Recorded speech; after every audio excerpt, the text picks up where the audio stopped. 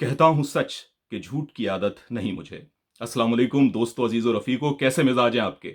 मैं अज़ीमुर रहमान उस्मानी एक बार फिर आपके सामने हाज़िर ख़िदमत हूँ और आज जिस उन्वान पर हम गुफ्तगू करने जा रहे हैं वो दरहकीकत एक सवाल है जो माज़ी में बारहा मुझसे दरियाफ़्त किया गया है। लोगों ने चाहा है कि इस पे मैं अपनी राय का इज़हार करूँ और मैंने सोचा क्यों ना इस पर एक वीडियो बना दी जाए। लेकिन ये मौज़ू दक़ीक़ है, अहम है और इस पर सदियों से बड़े-बड़े साहिबाने इल्म गुफ्तगू करते आए हैं। लिहाजा इस पर बात करते हुए थोड़ी-सी झिझक है और यूँ तो सभी के कहे और लिखे में गलती का एहतमाल हुआ करता है, लेकिन जब मुझ जैसा कम इल्म इंसान आपसे मुखातिब हो, तो उसमें गलती का इम्कान मज़ीद क़वी हो जाता है। लिहाजा आपको बिल्कुल इस बात की इजाज़त है कि आप जुज़वी और कुल्ली तौर पर इख्तिलाफ़ कीजिए, मेरी राय को कबूल करना चाहें तो कीजिए वरना रद्द कीजिए और इसको नुसूस की बुनियाद पर देखने समझने की कोशिश कीजिए। वो क्या है भई उन्वान? उन्वान ये है कि कश्फ़ व इल्हाम की क्या हकीकत है? ये होते भी हैं या नहीं होते? दीन में इसकी इजाज़त भी है या नहीं है? कश्फ़ व इल्हाम की क्या हकीकत है दीन में? तो ये वो सवाल है या मौज़ू है जिसको लोग बहुत अपने लिए जो है ना दिलचस्पी का सबब समझते हैं और गुफ्तगू करते हैं और सवाल पूछते हैं और पिछले कोई 2 ढाई साल से 3 साल से ये सवाल बार-बार मेरे सामने आया है। और मैंने जब इस पे गौर किया तो मुझे लगता है कि ये दरअसल उनका अपना सवाल नहीं है, बल्कि ये सवाल दरहकीकत जावेद अहमद गामदी साहब की राय का नतीजा है। यानी जावेद अहमद गामदी साहब ने अपनी एक राय पेश की है जो क्लासिकल समझ से या उलमा से मुख्तलिफ है। यानी क्लासिकल उलमा देवबंद के, बरेलवी के, ये लोग इस बात को तस्लीम करते हैं कि भई बिल्कुल कश्फ़ व इल्हाम होते हैं और इससे वो कोई इनकार नहीं करते। लेकिन गामदी साहब ने एक सही हदीस पेश की है और उसकी बुनियाद पर वो कहते हैं अब कश्फ़ व इल्हाम नहीं होते। वो हदीस क्या है उसका मैं मफ़हूम आपसे अर्ज़ किए देता हूँ कि रसूल अल्लाह सल्लल्लाहु अलैहि वसल्लम ने ये फ़रमाया कि मेरे बाद नबूवत अपने असल के साथ, कमालात के साथ ख़त्म हो गई है और अब सिर्फ़ मुबश्शिरात बाकी रह गए हैं। सहाबा रज़ी अल्लाह अन्हुम अजमईन ने दरियाफ़्त किया कि या रसूल अल्लाह सल्लल्लाहु अलैहि वसल्लम ये मुबश्शिरात क्या हैं? तो आपने जवाब दिया कि अच्छे ख़्वाब। गोया मुबश्शिरात से मुराद अच्छे ख्वाब हैं।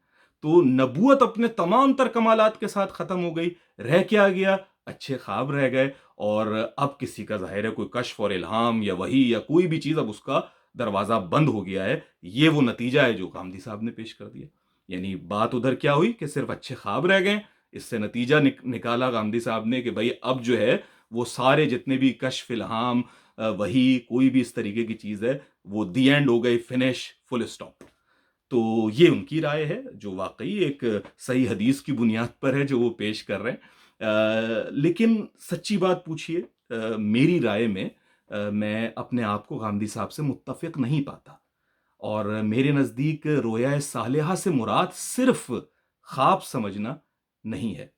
यानी रोया का जो लफ्ज़ है वाक़ई अरबी ज़बान में इसे ख्वाब के लिए भी इस्तेमाल किया जाता है, लेकिन ख्वाब के लिए ही इस्तेमाल नहीं किया जाता, बल्कि इसके वसी तर मानी है। मिसाल के तौर पे हम कहते हैं ना भई रोयत हिलाल कमेटी के चेयरमैन मुफ्ती मुनीबुर रहमान साहब हैं।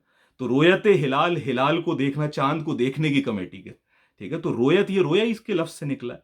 तो रोया के लफ्ज़ में वुसअत है। मैं ये नहीं कह रहा कि इस हदीस में भी मुराद जो है ना शायद खुली आँखों से देखना है, लेकिन मैं सिर्फ़ इतना बयान कर रहा हूँ कि रोया का जो लफ्ज़ है, ये अपने अंदर एक वुसअत रखता है, ठीक है? मेरे नज़दीक भी यहाँ पर जागती आँखों का मुराद नहीं है। जब आप हदीस का कॉन्टेक्स्ट देखते हैं, तो ऐसा महसूस नहीं होता कि उसमें जागती आँखों से बात हो रही है, बल्कि रोया सालिहा एक ख़ाबीदा कैफ़ियत का नाम है। यानी मैं इसको ये नहीं कहता कि ये ख़्वाब का नाम है, मेरे नज़दीक ये ख़ाबीदा कैफ़ियत का नाम है और ये ख़ाबीदा कैफ़ियत आपको ख्वाब में भी हासिल हो सकती है और आपको दीगर उसमें भी हासिल हो सकती है। मिसाल के तौर पे दौरान मुराक़बा हासिल हो गई किसी को, ठीक है? दौरान नमाज़ हासिल हो गई, कोई इर्तिकाज़ की ऐसी कैफ़ियत पैदा हुई कि ये नाज़ आपको जो है ना आपके साथ वही मामला हो गया जो कि ख्वाब का मामला होता है, ठीक है? तो ये सारे इम्कानात जो हैं मौजूद हैं और इसको अगर आप ये देखिए कि इल्म नफ्सियात में भी, साइकोलॉजी में भी नींद को सिर्फ नींद नहीं समझा जाता, बल्कि नींद के मदारिज बयान किए जाते हैं, ठीक है? तो there are different types of स्लीप्स, there are different level of स्लीप्स।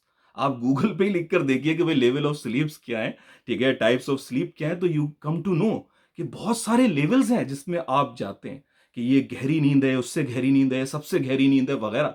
तो इन सब के अंदर कैफियत होती हैं और ज्यादातर जो मामलात जो आप रूहानी दुनिया से या गैबी दुनिया की बात करते हैं, ये उस स्टेज पे होते हैं जहां आप ख्वाब اور جاگنے کے بین بین ہوتے ہیں، ان دونوں کے بیچ بیچ کہیں واقع ہوتے ہیں، ٹھیک ہے۔ اور یہ بات سائیکالوجی میں بھی پروف کی جاتی ہے، ایون اگر آپ ان سے بات کریں جو اس طرح کے مجاہدوں اور ان معاملات میں ہوتے ہیں، تو وہ بھی آپ کو بتائیں گے کہ جی ایک کیفیت ہے کہ اس وقت آپ جاگ رہے ہوتے ہیں، آپ کو شعور ہوتا ہے، لیکن آپ کی آنکھیں بند ہوتی ہیں اور آپ دیکھ رہے ہوتے ہیں۔ تو میں کشف اور الہام کو جو سمجھ پایا ہوں اپنی عاجز رائے کے اندر، وہ یہی ہے کہ بھائی اس دوران آپ کو بہت ساری چیزیں جو ہیں وہ پیش آ سکتی ہیں اور آپ کو پیش آتی ہیں اس میں، اور اس کو بالکل ہی انکار کر دینا کہ نہیں جی شاید رویا صالحہ جو اچھے خواب کی بات ہوئی ہے وہ تبھی ہے جب میں اپنے بستر پہ لیٹوں، آنکھیں بند کروں، سو جاؤں، اور پھر مجھے کوئی خواب میں نظر آئے کہ جی میں کہیں جا رہا ہوں، تبھی جو ہے نا وہ رویا صالحہ ہے۔ تو میرے نزدیک یہ بات درست نہیں ہے، اور ہمیں صحابہ اکرام کی زندگی میں بھی کئی واقعات ایسے مل جاتے ہیں جن پر ظاہر ہے پھر غامدی صاحب بھی تنقید کریں گے، یا دیگر لوگ جو ہوں گے وہ تنقید کریں گے کہ نہیں اس کی مراد یہ نہیں ہے، اس کی مراد یوں ہے، ٹھیک ہے، اور یہ جو ہے نا ایسے اوتھینٹک نہیں اور یہ ویسے اوتھینٹک نہیں۔ لیکن ایسے واقعات موجود ہیں جن سے یہ بات ہمیں پتہ چلتی ہے کہ جی صحابہ کو بھی کئی معاملات، حضرت عمر رضی اللہ تعالیٰ عنہ کو اور دیگر بھی کچھ واقعات ہیں کہ جن سے پتہ چلتا ہے کہ ان کے ساتھ یہ کشف اور الہام کی کیفیت وصال رسول صلی اللہ علیہ وآلہ وسلم کے بعد بھی پیش آئی، گو کہ اس وقت میں اس کی تفصیل میں نہیں جا رہا۔ یہ معاملات موجود ہیں، اس کا رد بھی جو ہے نا کیا جاتا ہے تو وہ بھی موجود ہے، لیکن اس کے بعد پھر ایک تاریخ ہے۔ آپ تابعین میں جاتے ہیں، تبع تابعین میں جاتے ہیں، ان کے بعد علماء میں جاتے ہیں، تو ہر انسان آپ کو نظر آئے گا کہ ان کے ساتھ ایسے معاملات ہوئے جنہیں آپ روحانی وارداتوں سے تعبیر کر سکتے ہیں، غیبی وارداتوں سے تعبیر کر سکتے ہیں، اور وہ اس کو بیان کرتے ہیں کہ بھئی ایسا ایسا معاملہ ہے۔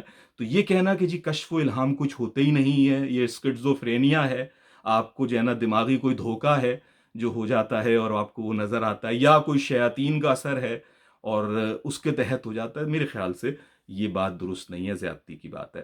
تو یہ ایک بات ہو گئی۔ لیکن جو صوفیہ کی جانب سے، بعض صوفیہ کی جانب سے اس کی تعریف پیش کی جاتی ہے اور اس میں وسعت پیش کی جاتی ہے، کیا میں اس سے متفق ہوں؟ نہیں، میں اس سے متفق بھی نہیں ہوں، اور میں یہ سمجھتا ہوں کہ صوفیہ میں بھی کسی ایک تعریف پر اجماع نہیں ہے۔ جس طرح علماء میں مختلف عنوانات پر، جو ہم علماء ظاہر جنہیں کہتے ہیں، ان میں ایک ہی بات پر کئی کئی آراء موجود ہوتی ہیں، اسی طریقے سے صوفیہ کے مابین بھی آپ کو تصوف میں ہی بہت ساری آپ کو آراء مل جائیں گی۔ جیسے احمد جاوید صاحب ہیں، ٹھیک ہے، وہ ان سب کو مانیں گے لیکن اس کی الگ تعریف بیان کریں گے۔ وہ کہتے ہیں جی صوفی بننا ہے تو تصوف سے دور رہو۔ اب بتائیے، ٹھیک ہے، تو آپ اس سے اختلاف کیجئے یا ان کا اقرار کیجئے۔ پروفیسر احمد رفیق اختر دور جدید کے صوفی سمجھے جاتے ہیں، ٹھیک ہے، جتنے بھی گزرے ہیں، چاہے وہ قدرت اللہ شہاب ہوں، شہاب نامہ والے، ممتاز مفتی ہوں، اسی طریقے سے جو دیگر واصف علی واصف ہوں، سارے ان کے دوستوں میں اشفاق احمد ہوں، ٹھیک ہے، ان میں یعنی یہ سارے ان کی قدر کرنے والے اور ان کو ایک بڑا درجہ دینے والے ہیں، لیکن کیا ان کی ڈیفینیشن ایگزیکٹ وہی رہتی ہے؟ نہیں، اس میں بھی بہت ساری چیزیں آپ کو مختلف نظر آتی ہیں۔ علامہ اقبال، ٹھیک ہے، علامہ اقبال کی آپ reconstruction of religious thoughts in Islam کا جائزہ لیجئے، ٹھیک ہے، تو آپ کو پتہ چلے گا کہ وہ تصوف پہ تو یقین رکھتے ہیں، صوفیانہ تجربے یا مذہبی تجربے کی تو بات کرتے ہیں، لیکن اس کی تعریف کرتے ہوئے وہ اس ڈیفینیشن سے ڈفر کرتے ہیں جو کہ تصوف کی جانب سے عموماً پیش کی جاتی ہے۔ یہی معاملہ مولانا روم کا ہے وغیرہ۔ تو اس میں اختلاف ہے، لہٰذا آپ کا یہ کہنا کہ جی شاہ اسماعیل صاحب نے مثال کے طور پر فلاں بات کہی ہے، امام غزالی کی کتاب سے یہ ہے، یا فصوص الحکم میں یا فتوحات مکیہ میں جو ہے نا ابن عربی نے جو ہے نا فلاں بات کہی ہے وغیرہ، ٹھیک ہے، یہ کوئی بنیاد نہیں ہے یعنی اس بات کی کہ کشف اور الہام ہوتے ہی نہیں۔ وہ کشف و الہام کی حقیقت بیان کر رہے ہیں، اس کی تفصیل بتاتے ہوئے کہ اس کی کیا حیثیت ہے، کیا کیفیت ہے، اس میں اختلاف ہو جاتا ہے، ٹھیک ہے، اور یہ ان کے مابین بھی، یعنی صوفیہ کے مابین بھی جو تصوف پر چل رہے ہوتے ہیں ان کے مابین بھی ہو جاتا ہے، تو علماء میں یا عوام میں یا جو بھی اس معاملے میں جاننا چاہے گا ان میں تو ہوگا ہی۔ تو یہ بات ہے، یعنی کشف اور الہام موجود ہے، لیکن کیا اس کی وہی حیثیت ہے جو بعض صوفیہ بیان کرتے ہیں؟ تو نہیں، ایسا نہیں ہے۔ یعنی یہ سوچنا کہ مثال کے طور پر الہام اور کشف جو ہوتا ہے وہ کسی بھی قسم کی مداخلت سے پاک ہوتا ہے، یعنی وہ بالکل وحی کی مانند ہے، اس کے اندر نہ کوئی آگے سے، نہ پیچھے سے، نہ دائیں سے، نہ بائیں سے کوئی جو ہے نا وہ داخل نہیں ہو سکتا، شاید جو کچھ کتب میں لکھا ہوا ہے۔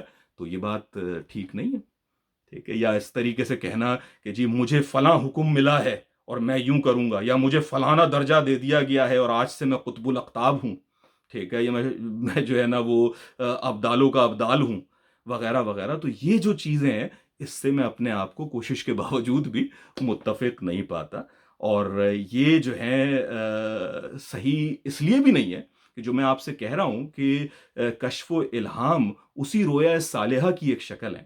ٹھیک ہے، گو کہ اس میں آپ جو ہے وہ اپنے بستر پہ سو نہیں رہے ہوتے، ہو سکتا ہے مراقبہ کر رہے ہو سکتا ہے کہ کوئی عبادت کر رہے ہو، کوئی اور شغل کر رہے ہو کہ جس کے دوران آپ کو یہ ارتکاز حاصل ہو جائے، توجہ حاصل ہو جائے. لیکن یہ ہے اسی حکم میں جو رویا صالحہ کا ہے. تو جیسے خواب کے بارے میں یہ کہا جاتا ہے کہ خواب جو ہے وہ نہ دین میں کوئی اضافہ کر سکتا ہے نہ کمی کر سکتا ہے. خواب حجت نہیں ہوتا. خواب جو ہے وہ آپ کے لیے تو کوئی پیغام لے کے آ سکتا ہے یا کوئی چیز آپ کو بتا سکتا ہے، لیکن اس کا اطلاق آپ سب پر نہیں کرتے پھرتے. خواب کے اندر آپ کو کوئی درجات ایسے مل جائیں، ٹھیک ہے، اس کا آپ بیان نہیں کر سکتے. یا خواب کو بنیاد بنا کر آپ کسی حکم کو نہیں چھوڑ سکتے یا کسی دین کو یا شریعت کو تبدیل نہیں کر سکتے. یہ ساری باتیں جو خواب کے بارے میں ہم کہتے ہیں، اور ہم میں سے اکثریت اس کو تسلیم کرتی ہے کہ ہاں جی خواب کے بارے میں سارے علماء یہی بات کرتے ہیں، یہی حکم کشف اور الہام پر لگے گا. یعنی وہ کشف، وہ الہام، وہ خواب جو دین کے خلاف جائے گا اسے ہم ردی کی ٹوکری میں ڈال دیں گے. یعنی ہر خواب کو، ہر کشف کو، ہر الہام کو یا ہر کسی روحانی غیبی معاملے کو ہمیں دین پر پیش کرنا ہے، قرآن مجید پر، شریعت محمدی صلی اللہ علیہ وآلہ وسلم پر، سنت مبارکہ پر، اس پر پیش کرنا ہے. اگر اس سے توثیق ملتی ہے تو ہم اسے قبول کریں گے، ورنہ ہم اسے قبول نہیں کریں گے. اور جس طرح خواب حجت نہیں ہے، خواب جو ہے وہ دوسروں کے لیے کوئی ایک وہ نہیں بن سکتا کہ آپ نے لوگوں کو بتانے لگا کہ بھائی مجھے خواب آیا ہے کہ فلاں ملک پہ حملہ کر دو، ٹھیک ہے، اور آپ حملہ کرنے اٹھ کھڑے ہوں، جیسے یہ نہیں ہو سکتا، اس طرح سے کشف اور الہام میں بھی یہ بات نہیں ہو سکتی. تو اس احتیاط کو رکھنا ضروری ہے. اور یہاں پر بہت سے لوگوں سے مجھے ایسا محسوس ہوتا ہے، اللہ تعالیٰ مجھے معاف فرمائے اگر میں غلط کہہ رہا ہوں، کہ بہت سے بڑے بڑے لوگوں سے بھی اس میں چوک ہوئی ہے. اور ان کے چونکہ کشف اور الہام پر اپنا کانفیڈنس اتنا بڑھ چکا ہوتا ہے، کیونکہ وہ سچ ہو رہے ہیں، بار بار ہو رہے ہیں، تو اس معاملے میں وہ بھی چوک کر جاتے ہیں بعض اوقات، جو میرے خیال سے درست نہیں ہے. تو یہ معاملہ ہے. اور جیسے دیکھیں خواب بھی جو ہیں اس کے بارے میں بتایا نا کہ 3 طرح کے خواب ہوتے ہیں رسول اللہ صلی اللہ علیہ وسلم نے. ایک وہ جو آپ کا نفس دکھاتا ہے، جو سوچ رہے ہیں وہی نظر آ رہا ہے آپ کو، ٹھیک ہے. ایک وہ جو شیاطین کی جانب سے آتا ہے، ٹھیک ہے. اور ایک وہ جو اللہ یا ملائکہ کی جانب سے آتا ہے. یہ 3 ٹائپس بتائی گئی ہیں. تو جیسے خواب میں یہ تینوں ٹائپس ہیں، اسی طرح کشف اور الہام میں بھی ہیں، ٹھیک ہے. ایک اگر آپ کی نفس کی بھی آمیزش ہو سکتی ہے اس میں، یہ بھی ہو سکتا ہے کہ شیاطین کی جانب سے کوئی بات ہوئی ہو، اور وہ دین کے خلاف ہے تو شیاطین کی جانب سے یقیناً، اور پھر کس جانب سے ہے، ٹھیک ہے. تو اور اگر کوئی ایسی بات ہے کہ جو دین کے مطابق ہے اور آپ کو بات پتہ چل رہی ہے، بتائی جا رہی ہے، تو وہ بالکل ٹھیک ہے. اسی طرح خواب میں آپ چیزوں کو دیکھتے بھی ہیں، سنتے بھی ہیں، بات بھی کر رہے ہوتے ہیں، آپ بڑی بڑی شخصیات سے بھی مل رہے ہوتے ہیں، یہاں تک کہ رسول اللہ صلی اللہ علیہ وسلم کی بھی زیارت کے لیے پہنچ جاتے ہیں.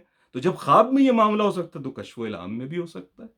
لیکن کیا رسول اللہ صلی اللہ علیہ وسلم کو اگر آپ نے خواب میں دیکھا اور ان سے کوئی بات آپ کو ایسی پتہ چلی جو آپ کے فرض سے بڑھ کر کوئی ایسی چیز ہے، ٹھیک ہے، جس کو تو آپ پر عمل کرنا واجب ہے، ضروری ہے؟ نہیں. دین میں حجت نہیں ہے خواب. تو یہ ہے وہ بات کہ خواب کے اندر جو لمیٹیشنز ہیں جو ہم بیان کرتے ہیں، وہی کشف اور الہام میں بھی موجود ہے. معذرت.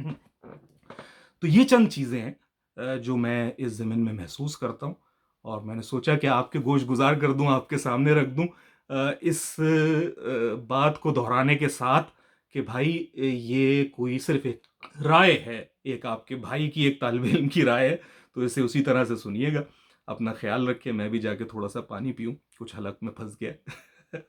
اپنا خیال رکھے. اگلی ویڈیو تک کے لیے عظیم الرحمن عثمانی کو اجازت دیجیے. السلام علیکم.